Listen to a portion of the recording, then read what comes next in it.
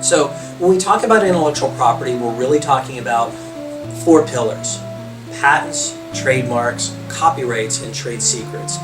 And I think this video is not going to allow me to spend enough time to dive deeply into what each one of those are, but I'll give you the basics. So patents protect, generally speaking, the patents are going to protect the nature of your product, what it is, how it works, its structure, its use.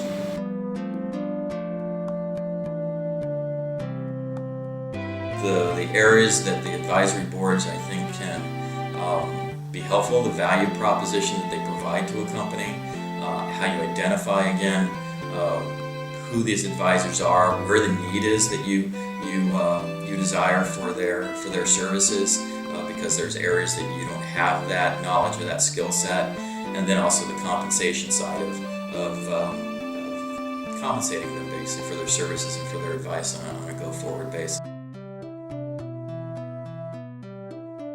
A corporation is considered a person separate and apart from the owners. It has rights and it has obligations that are independent to that entity. In order to retain the benefits of owning a corporation, you need to make sure that you treat the corporation as a separate entity and that you respect the corporation as such on an ongoing basis. Since the late 1980s, the use of stock options has grown almost ninefold to today. Today, broad-based stock options are norm in high-tech companies. Many people are familiar with stories of Facebook, Apple, or Google rank-and-file employees becoming millionaires through stock options.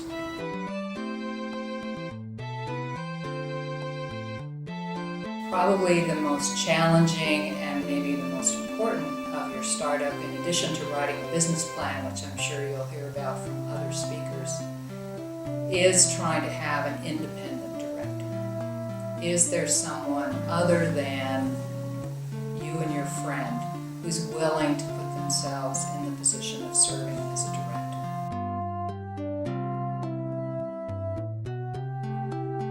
VC financing of a company, what those individuals, those VC look for in a company, what you can do to attract their attention, and then hopefully if you do that, you can then get to the point of where they're submitting you a term sheet. And we're going to walk through some of the terminology in the term sheet.